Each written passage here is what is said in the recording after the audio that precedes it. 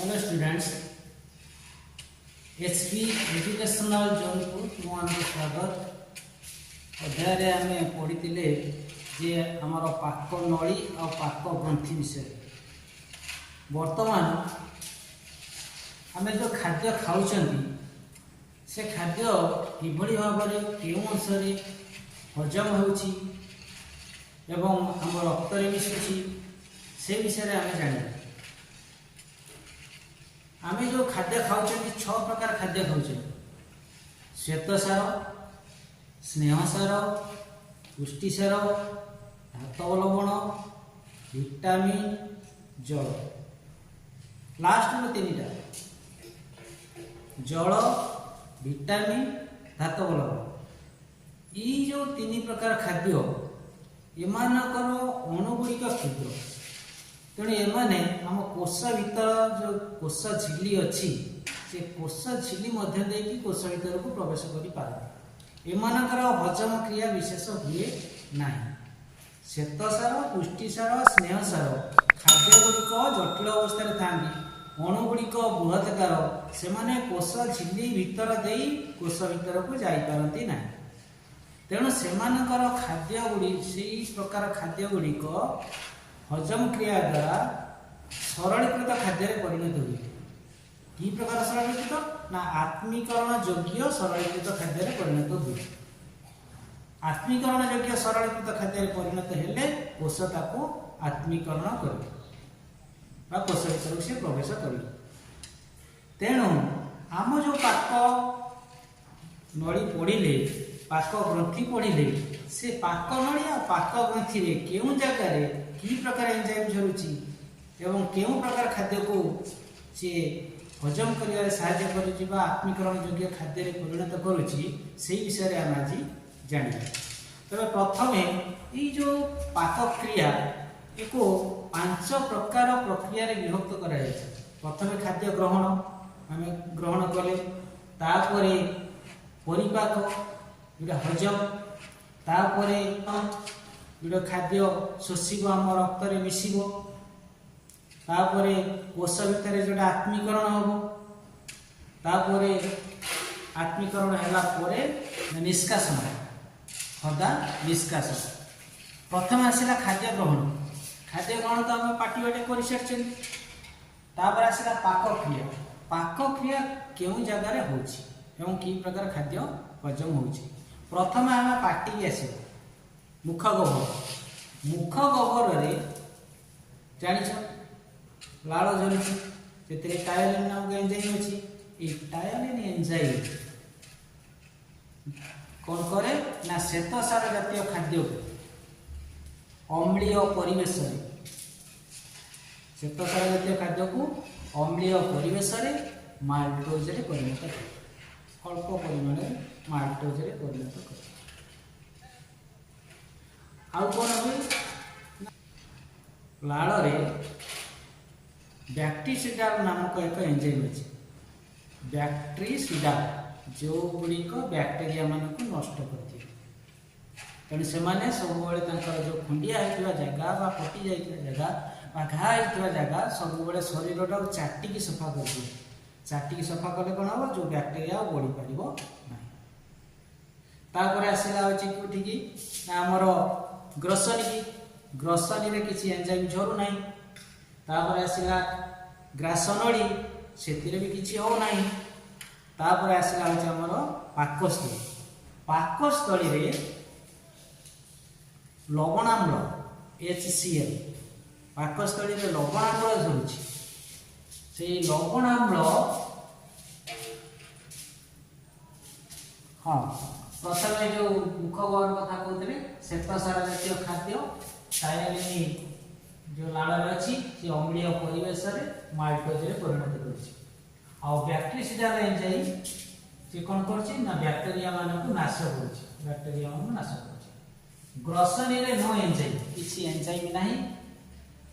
केवल से कौन कर खाद्यटा को पाकस्थली निकट को पहुँचे दूसरी ग्रासन। तापर आसला आमर पाकस्थली।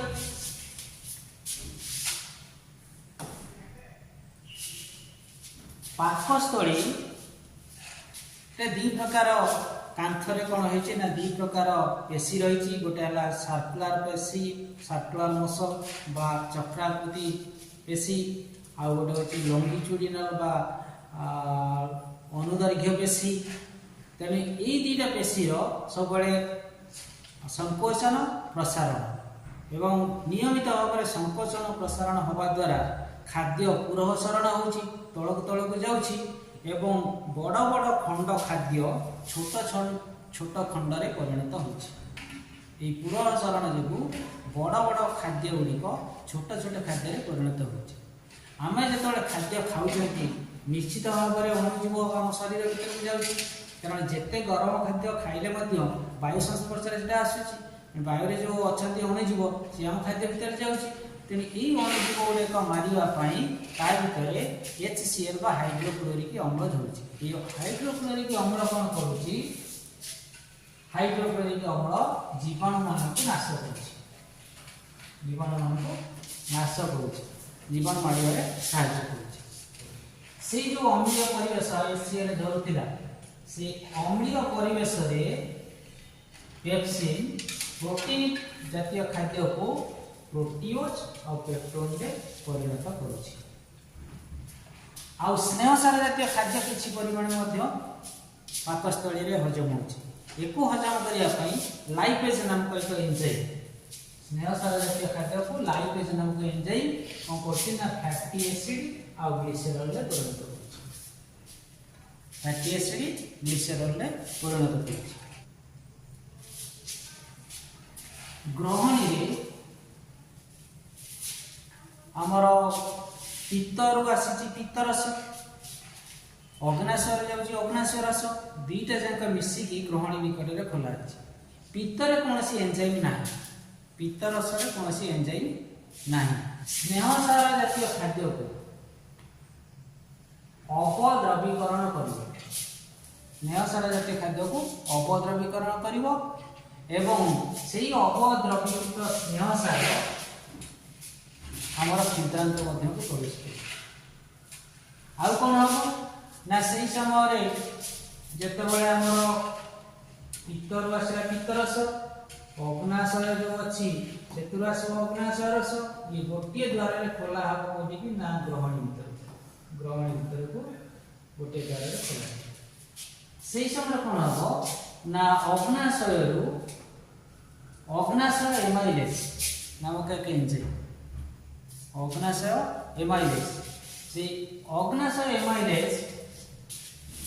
आमर जो पार्टी रे माल्टोज जो टायर झरी माल्टोज को कौन करिवो ना अग्नाशय एमाइलेज ग्लूकोज रे परिणत करिवो अग्नाशय जो एमाइलेज आसला से ग्लूकोज परिणत करिवो पार्टी रे तो माल्टोज हे कि आसीथिला खाद्यटा ग्लूकोज माल्टोज होइतिला टायर के संस्पर्श रे से माल्टोज खाद्य को कौन करिवो अग्नाशय एमाइलेज ग्लूकोज रे परिणत करिवो अच्छा तापर पाकस्थल रे आस्तिला कोन पेप्टोन प्रोटीओज किछि परिमाण रे आसीतिला पेप्टोन प्रोटीओज अग्नाशय प्रोटीएज द्वारा एंजाइम अग्नाशय प्रोटीएज एंजाइम द्वारा पेप्टोन और प्रोटीओज ये एमिनो अम्ल रे परिणत है एमिनो अम्ल रे परिणत है तापरे किछि परिमाण रे आसीतिला कोन स्नेहसार जातीय खाद्य अपद्रवीकृत स्नेहसार जातीय खाद्य जोटा कि हमर पित्तरस अपद्रवीकृत स्नेहसार करथिला ता सहित जेतोले अग्नाशय रो लाइपेज मिसिबो से लाइपेज अपद्रवीकृत स्नेहसार को कोन करबो ना फैटी एसिड और ग्लिसरॉल रे परिणत करबो छिद्रांतर रो प्रथम भाग आला ग्रहणी बसिबो जेजुनम को जेजुनम रे कोन होबो ना जेते प्रकार खाद्य हजम होई नथिबो सब खाद्य सेठी हजम जेजुनम रे समस्त जो खाद्य गुड़िक हजम होई नथिबो से समस्त खाद्य यदि हजम रे साहाय्य करिवो सेतिरे कोन होबो ना अवशिष्ट माल्टोज जदि थिबो आ किछ माल्टोज रही गला से एमाइलेज संस्पर्श रे ग्लूकोज रे परिणत होला अवशिष्ट प्रोटीन और पेप्टोन जदि रही जाइछिबो से प्रोटीएज एंजाइम द्वारा एमिनो अम्ल रे परिणत होबो आउ जदि किछि अवशिष्ट स्नेहसार रही जाइछिबो से लाइपेज द्वारा ग्लिसरल और फैटी एसिड रे परिणत हो एठी कोन हुए समस्त हजम क्रिया बा पाक क्रिया शेष हो जाए पाक क्रिया शेष हो जाए एवं शोषण मध्य एठी होई थाए समस्त प्रकार शोषण एठी होई थाए जेतले शोषण को अवशोषण को जीवा हम से विचार आलोचना करिया तापर खाद्य पळे आसीबो बृहदंत्र रे कोनोसी हजम हुए ना हजम क्रिया शेष हो जाय थाए ए जो जेजुन इलियम भितरे सब शेष हो जाय बृहदंत्र रे कोनोसी हजम क्रिया होई न थाए केवल जल शोषण होय जल आउ जल रे द्रवीभूत पदार्थ जे कि इलेक्ट्रोलाइट सी कौन हुए ना से शोषण हो जाए जदि जल शोषण हुए ठीक भाव में आम मल त्याग बेले मल रे बेसी जल आसे ना जदि जल शोषण हो न पारे ताहले मल रे जलीय अंश बेसी आसे एवं आम शरीर जलीय अंश कमी जाए जोटा को डिहाइड्रेशन बोली आम कहते एवं तरल झाड़ा बोली आम से भी कहीपर तरल झाड़ा होते कहीं जल अंश शोषण हो न पार ये कौन हुए ना जलटा मल सहित निष्कासित हो जाए ये कौन ना आमर जे परिपाक जोटा कि खाद्य ग्रहण पर पाक क्रिया बोली आम कहते अवशोषण यदि देखा पाटी पाखर अवशोषण आरंभ हुए पाटी रे विशेषकर खाद्य तो हजम हो पार न था तेणु बेस खाद्य अवशोषण हुए ना किंतु केतेक प्रकार औषध पाटी रे शोषण हो आमर जो खाद्य नली रही कांथरे ये अवशोषण क्रिया होता है तेणु पाटी प्रथम किसी परिमाण औषध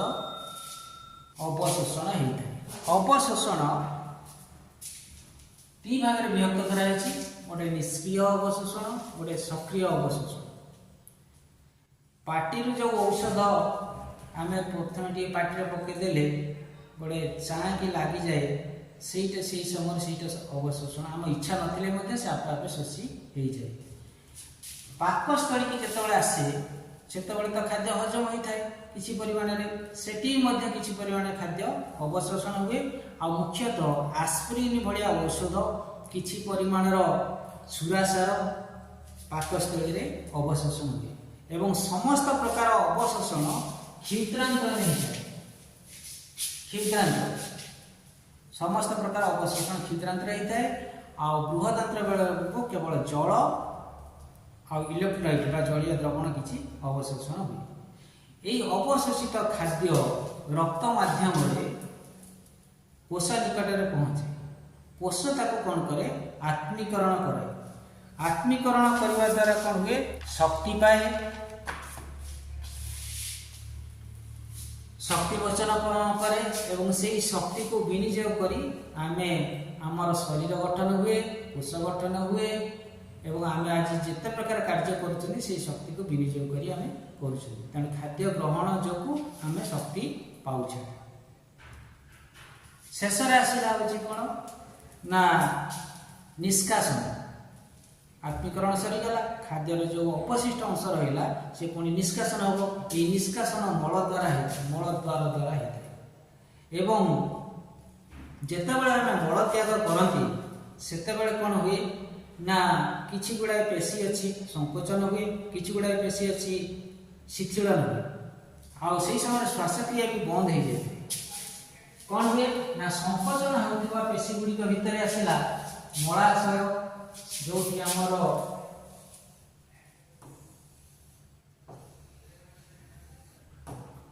मल रही जो पेशी रहा मलाशय ये कौन हम ना संकोचन हम चापी हो उदर पेशी जो पेटर जो पेशी रहा सी संकोचन हम सी प्रेसर पकेब चापीब मलाशय चापीब आ मध्य छदा जो मध्य छदा रही है गंबुजा आकार सी तल को खसी आस प्लेन हो सी चाप पकेब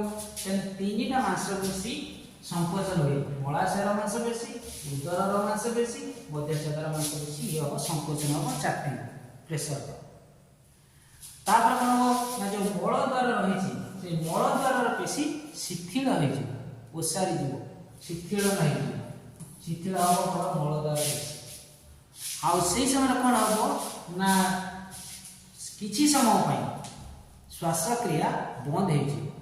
आम श्वासक्रिया बंद करके मलाशय उपर प्रेसर पकईकि मलटा निष्कासन करते। तेबे ये है आमर खाद्य ग्रहण पाखर मल निष्कासन पर्यंत 5टी जो प्रक्रिया रहिला खाद्य ग्रहण पाकक्रिया अवशोषण आत्मीकरण मल निष्कासन खाद्य ग्रहण पाकक्रिया अवशोषण आत्मीकरण आ मल निष्कासन यही समस्त क्रिया द्वारा आम शरीर आज सुस्थ सतेज हो रही आम पृथ्वी होम शक्ति पाँच जीव बंची रही। तेज पिलाने तुमको आज ये प्रथम अध्याय पोषण आज समाप्ति घटिला यापर जो शोषण अच्छी आम आरंभ करवा। तेणु एचडी एजुकेशनल जोन को स्वागत कर सब्सक्राइब कर लाइक शेयर कले और नोटिफिकेशन को क्लिक कले तुम पाखे सब बेले जो वीडियो अपलोड हम तुम पाखे पहुँच। तेणु धन्यवाद।